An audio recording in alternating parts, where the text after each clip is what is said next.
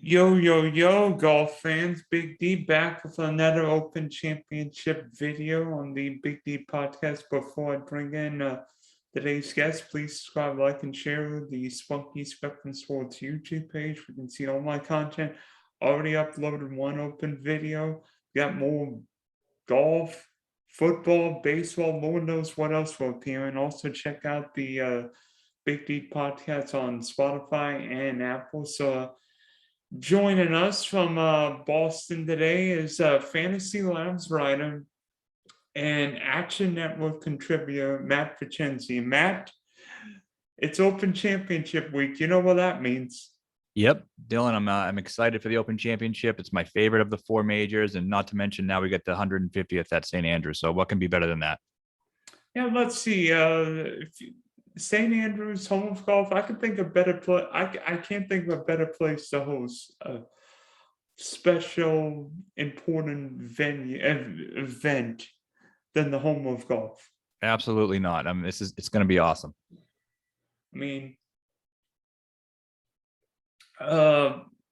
where does St. Andrews rank in terms of like not just historic golf venues, but historic sports venues? Because I think of venue in your place, Fenway Park, for baseball, or like Old Trafford for football in the UK. But to me, St. Andrews feels like the pinnacle of golf.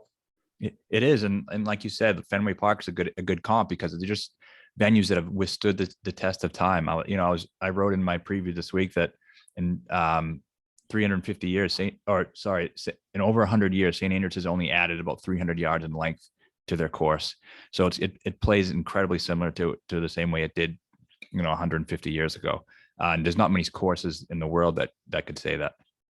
I think you could say maybe with Brookline, which hosted the U.S. Open, because there are a few nuances that have changed, but still the same old course. Yep, that's right. You know what hasn't changed in St. Andrews since it started hosting Opens back in the 1800s? The 950,000 bunkers on the course. Yeah, I mean, the one thing is I hope now technology hasn't kind of gone to the point where most of these guys the bunkers aren't as in play as they have been in the past. And I think a lot of them are a little bit shorter on the fairway. So I do hope they come into play this week, especially if guys are laying up and we're getting that crazy run out. Maybe that's when the bunkers come into play. Yeah, because there are at least three famous bunkers at St. Andrews: Hell, Shell, and then maybe the most intimidating bunker shot in all of golf, the road hole bunker. And in Europe, don't hit it in the bunkers because you could be hacking out for weeks. Yep, that's right. And I was reminded. I think Tiger said that Jack Nicklaus said to him whenever you play at St. Andrews, the miss is left. If you miss right, you're completely in jail. So if you're gonna miss, you got to miss left. Yeah. And by the way, when Tiger won the 2000 Open Championship, guess how many bunkers he hit in? 0. Zippity doo dah. Of course, if you're hitting the ball 320 in the center of the fairway, it didn't hurt either. But right, and that's what I'm worried about this week. I hope these bunkers come into play because that's what makes it fun. And you know what else is a challenge, and we've seen throughout the year is wind. So obviously, we saw wind play havoc with guys in that Thursday afternoon, Friday morning tee time, and with the Open and the Masters are the two majors where everybody tees off one, which means you got a much longer wave than you would at the PGA and US Open, which use 1 and 10 split tees, 1 and 10. So, do you see the wind playing the same as it did last week, or will we potentially get a little calmer Open at St. Andrews wind this weekend? So we all know in Scotland the weather can change, by the hour. But as of now, it's looking like it's not going to be as windy as Thursday, Friday was last week. But again, that can change. But you're right about the potential for havoc that the weather can play, because you looked at, in Dustin Johnson back in 2015 at St. Andrews when he had a 36-hole lead, and then there was a big time delay and he didn't play for 36 hours because of those long rounds. And it kind of threw him off, and he ended up going 75 on the weekend. So I think for DraftKings lineups, for betting purposes, it's good to wait a while until late Wednesday to see what's going to happen. Because I remember last week at the Scottish Open on Tuesday, everyone was reporting that there was no huge weather advantage. And then by Wednesday at around 7 p.m. Eastern time, where I am, all of a sudden the reports saying that there's going to be a big advantage for the AM PM, which ended up coming to fruition, besides the fact that Xander won out of the tough wave. Hey, didn't JT went on the tough wave in the PGA Championship? So what? You get the tough wave, you get the easy wave. It's still the same golf course. Yep, absolutely. I was on JT that week, and Thursday, Friday was some of the best golf I've seen anybody play all year, because he was just battling the elements and he was just playing absolutely unbelievable. And Saturday he had a really bad day when he was, with the rest of the field. So I guess you never know how that's going to play out, but the most part, it tends to go with the advantage. I don't know. That 69 at Sawgrass was the best round. That 69 by JT and the 68 by Bubba at Sawgrass and 40-mile-an-hour winds might have been the rounds of the year. Yep, absolutely. So if you think of who's coming into this tournament hot, well, I can't think. The one guy you just mentioned is Xander Schauffele. Let's see. He won the Travelers and then won the Scottish Open last week. So, I mean, don't forget the Pro-Am, JP McManus too. Yeah, and won the Pro-Am in Ireland. So he's finally got the game going. He's got plenty of experience in links golf, never missed a cut at the Open Championship. How do you rate Xander going into potentially his best opportunity at ending the major jinx? Yeah, I think he has a good chance, and his odds are starting to, indicate that. He's now clearly the second favorite behind Rory McIlroy, and for good reason. I completely understand that. But for me, those odds is not worth it, especially considering, he's had a hard time winning throughout his career. And now that he's reeled a couple off in a row, I don't think that makes him any more likely to do it again. I kind of am thinking the opposite, to where water's going to find its level. And if he wins 3 in a row and he beats me at 14-1, then so be it. But I'm not going to be a part of it. Actually, on the DK Sportsbook, Xander's 12-1. Well, yeah, he keeps going down and down. I saw him a couple of days ago, and he was 16, 18. And then I was like, what is he going to be today? He's plus 1,200. Rory's the favorite at plus 900. 2 weeks ago, Xander was 25. Dang. Yep. What you could have gotten for a Scottish Open, Xander, Scottish Open, Pole. Yep, probably 250-1 or something like that. So name me one guy you think is playing well heading into the Open. I think starting with, so I bet 4 guys. The first one is Jordan Spieth. He just feels incredibly obvious, and I usually don't like that, but this year obvious almost seems to win. You look at the narrative of Matt Fitzpatrick going into the US Open, where he won the amateur there, and he loves the course. I feel a similar way about Jordan Spieth. In 2015, he was one shot out of that playoff when he played St. Andrews, so he obviously loves the course. He's great with links golf. His Open record is impeccable. Since that 4th place in 2015, he also has a win and a runner-up to go along with a 9th and five additional starts. So yeah, he's basically a top 10 machine at the Open. He's playing well, and he's creativity around the greens, the way he can use the mounds and use the slopes to his advantage and lag putt. I think he has a great chance. I don't think I think Jordan makes a lot of sense, and you get a red hot Jordan Spieth from me. True, accuracy may matter, but I mean, with 100-yard fairways, even Jordan Spieth could find a few fairways this week. Yeah, I mean, and this year he's actually been pretty reliable off the tee. And I watched a lot of him last week on the featured group coverage. And I mean, he was just hitting the ball and bending over to pick up the tee. Wasn't even watching it. He just seems really confident. Ironically, he's been struggling with the putter, but I think the slower kind of greens and this style of golf is better suited for his putting style, which has kind of come to fruition in previous Open Championships. Okay, so who else do you like this week? So my second bet at 28-1 was Cameron Smith. And he's also like a Spieth type player, right? So this week I'm looking for more creativity. And I think around the greens, he's very good. He hadn't had much link success in his career prior to this season, but I think he's a different player now than he was before. He's kind of taken that jump to the next step. And last week he finished in a tie for 10th, which was encouraging. You got the putter working again. Open Championship, you got to drill putts, and no one drills a 14-foot par putt like Cam Smith does. So I think he's the type of guy who's just going to walk up and knock it down just like he did at the Players. I think he's just a perfect golfer for this course.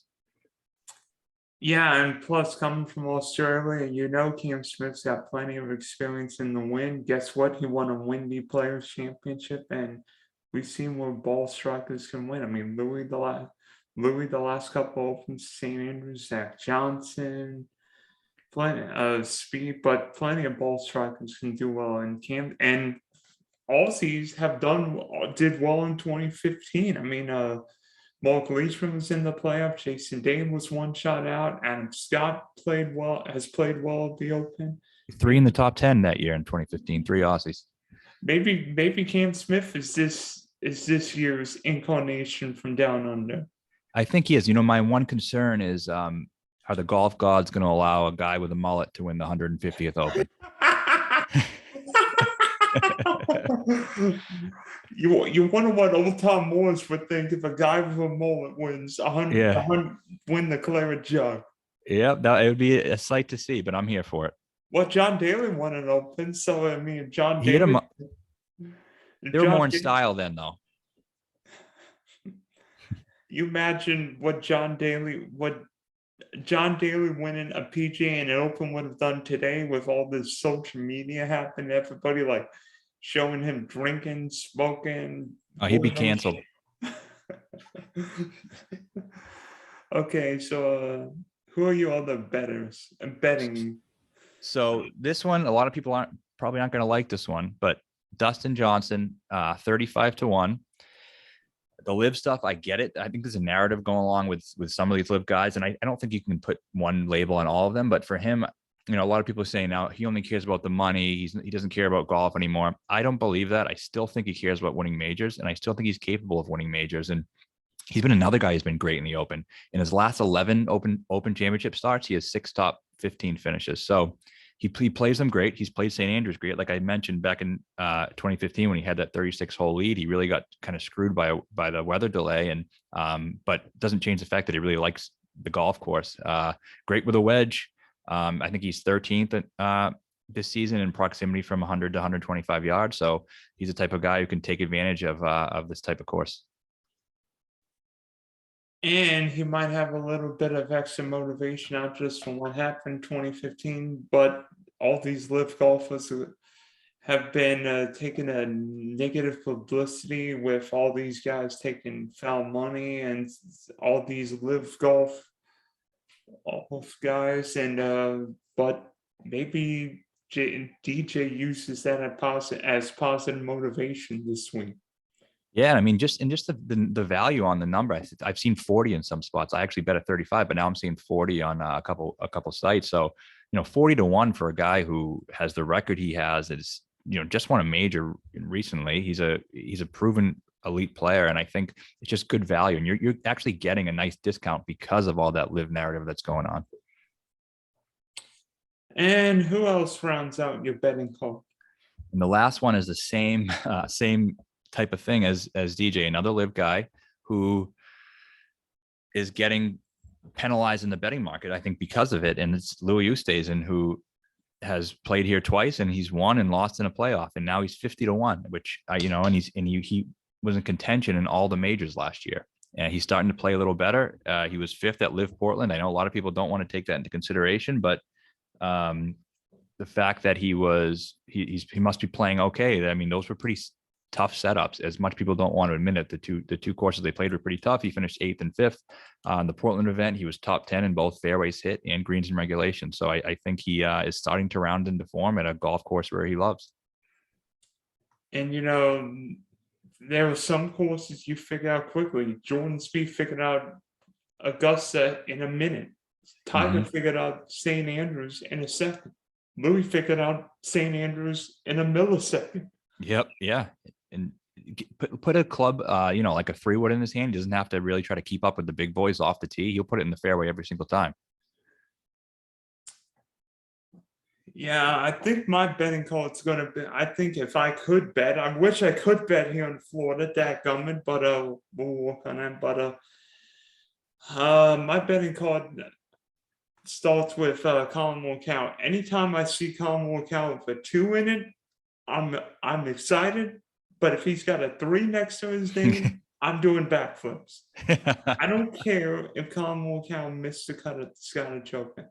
I don't care that Colin Morikawa has not played well really since California, except for the final round in Augusta. And I mean, yeah, he did play well the final round at Brookline, but he crapped the bed in the third round. But everybody did that day. We know what kind of ball striker Colin Morikawa can be. And yeah, his links golf experience is not that much, but he won last year. And I feel like Morikawa is coming into this tournament a little bit under the radar. Yeah. Which I can't believe I'm saying. The reigning Open champs coming under the radar because everybody's talking about Xander, Scotty Scheffler, McIlroy, Thomas, Rahm, Matthew Fitzpatrick, Patrick Cantlay. I'm just saying, Colin Morikawa won the Claret Jug last year. Yeah, And now we're going to a course which actually may be better for him. Yeah, the course is probably a good fit for him. You know what I noticed too is like Morikawa, when he starts to not even play poorly, but just kind of falls off, his odds drop quicker than all these other elite guys. So he does get disrespected on the odds board quite a bit. So I totally get that. And I think he definitely could win. He's obviously more than capable. My only concern with him is just statistically, the approach numbers that we were seeing last year leading into the Open were staggering. I mean, I think were unbelievable. And this year, they're not quite as good as they were last year. Doesn't mean he can't win, but I think that's kind of the reason why he doesn't do anything else well enough besides that approach play, that he needs that really to carry him. And if he doesn't have that clicking on all cylinders, he probably won't compete. Well, speaking of approach, guys, do you know who may be the best ball striker in the world right now? I think you're going to say Will Zalatoris. Yep, Will Zalatoris. I mean, let's see. In Will Z's 9 major starts, he's got 6 top 8 finishes, 3 runner-up finishes at the other 3 majors. Yep. Runner-up at the PGA and US Open. Unbelievable. His major record. And I can't believe I'm saying this, a little like Morikawa, he's a very juicy price. I mean, on DK Sportsbook, he's 30-1. I've seen him where he's like 40 on some books. Yeah. Sign me up. Yep. Sign me up. I like your strategy. You're going for the guys who you think are overpriced or underpriced for their talent level and their success in majors. And I think it's a great strategy, especially in a place like St. Andrews where all skill sets are pretty much in play. So you just take the guys who have the best numbers based on their track record. And my question for Zalatoris is, does he have the creativity around this type of golf course? He doesn't really have the most links experience. Wasn't great last week, right? So I think he definitely it would not surprise anybody if he won or came in second or whatever he did again. But I think I'm curious to see how he reacts to this link style test. Yeah, let me guess. He'll be second for like the 15th straight major and just pull my hair. And I'm going to pull my hair off. It's going to be Xander and Will Z in the final group, and one of those two, and the guy from like 8 shots behind is going to win. And then all the Xander and Will Z people are going to be like, oh my goodness, not again. Cam Smith's going to steal. He's going to drain a 60-foot putt from off the green or something like that. He's going to hole out from the road hole bunker. Yep, that's right. Dadgummit.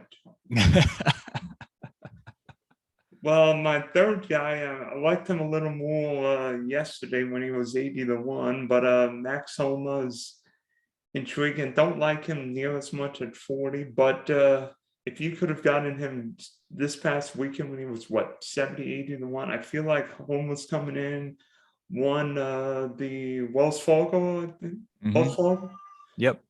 Wells Fargo, and he's I know Max Homa might be limited in links golf experience, but I think he's played 36 holes like the past couple of weeks, getting himself acclimated, played well at the Scottish Open, and can be really streaky. If the wins a little less than it was for the Scottish Open, I think that plays right in the Homa's hands.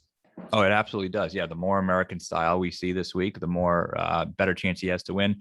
And he does carry win equity. You know, he's the type of guy who has won at long odds. I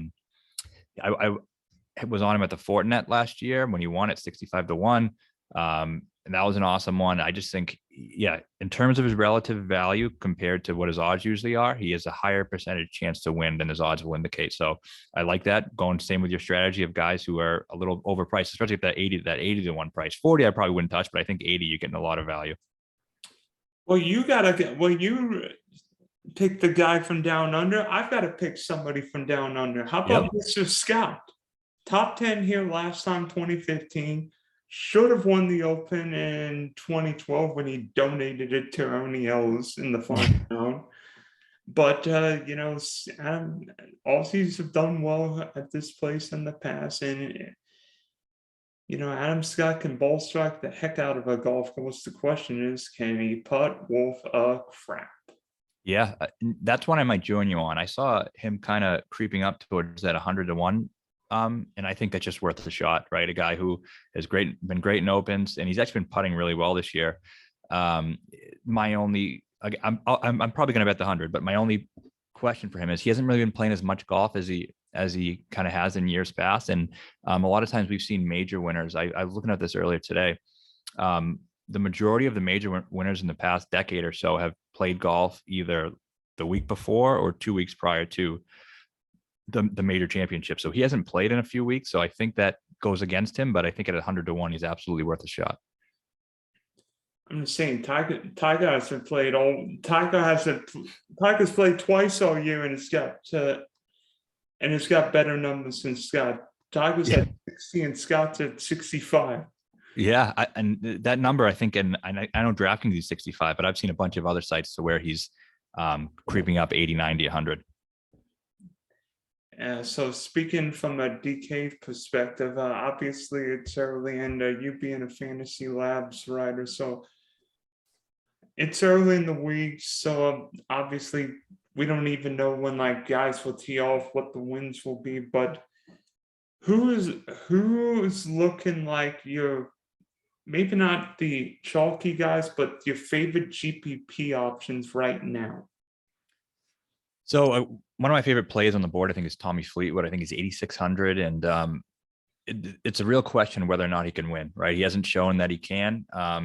And you know, these types of fields in a major championship field with all these best players in the world, but he's shown that he loves this course. He's won the Alfred Dunhill Links that has 2 rounds at St. Andrews, and he's playing great. He had a great ball striking day on Sunday at the Scottish Open. He gained almost 4 strokes in approach on Sunday alone. So I think he's getting hot at the right time. If there is something he can win, it's probably an Open Championship, considering he's won it, in this part of the world. So I think his floor is very high. I don't see him missing the cut this week. I think at that price, you can kind of pencil him in there and hopefully you get the winner alongside him. Tommy, yeah, and Tommy can get streaky. How we've seen at the U.S. Open, T5 at the PGA, at Southern Hills. So maybe not the mullet, but maybe Tommy Fleetwood's hair would enjoy the claret jug then. The lettuce. I'd love to see it. I mean, I've heard. I think there were a couple interesting guys. I heard Tom reference Robert McIntyre yesterday, especially. True. I'm not sure how much an advantage the driver will be, but he's interesting. I'm intrigued what Victor Holland's ownership will be, because he crapped the bed this weekend when I was in on him at the Scottish Open, missed the US Open cut, missed the Scottish Open cut. Not great really in any event since the API or players, but could potentially. But you know how many events Victor Hovland's won in America? Zero. None. Yep. I fell on that trap alongside you last week. I was on him at the Scottish. I thought he could, and that's one of the reasons he hasn't been great in America. And I thought it was maybe a good chance for him. And one thing I'm thinking about with him and Hideki, I think they're both going to live, if I had to guess. And I think these guys, before they make the announcement, that there's, a lot of sleepless nights. And I think those guys have been struggling until after they make the announcement, after they settle in. I think DJ and Louis will be fine because the time has passed and they've faced the media once already. And I think they've gotten through it. But I think guys like Hideki and Victor are untouchable for me just because I feel like it's coming on the horizon. Yeah, I've heard rumors of Hideki leaving. I don't know about Hovland, but Lord knows what's going to happen with all these LIV guys. Yeah. Yep. If your crystal ball had to project which golfer is the chalkiest in millionaire or big GPPs this weekend, who will be said golfer? I'll give you three. I think there's three guys who come in above 20% this week. I think it's Xander will be over 20%. I think Spieth will be over 20%. And I think the third one is kind of a interesting one, is Tony Finau, partly because his Open track record is so good, but another part is because his price, 8,400, is so cheap. You can kind of pair him up with these other guys. And I think his ownership is going to get up there as well. I think you're right with two of them. To me, Xander and Spieth could be over 30% because 99, because what are they? 99, 10 grand, 99. So people love that. People love stacking the 9K range. So I feel like both of them going to be chalky. I feel like Max Homa at 7,900 is going to be chalky. And I know he didn't perform well last week, but Ryan Fox at 7,100 intrigues me. I like that actually, because you know what? If he was good last week, he'd probably be 25% owned this week at 7,100. But the fact that he was bad, now we might get a chance to play him without having to eat all that ownership. And we know people from Australia do well, so why can't a Kiwi do well here? Yeah, absolutely. He can. I think that's a nice little bounce back spot for him. Another guy I like who's cheap is 6,700. Dean Burmester. We talked about Louis, a South African who won, and Burmester was tied for 10th last week at the Scottish. Hits it far off the tee, can probably take advantage of some of these shorter holes. I think he might be a sneaky little play. Are you worried by his inconsistency though? Because he missed 4 cuts in a row before for the BMW, and then he missed the cut in Ireland, and then played well in the Scottish Open last week.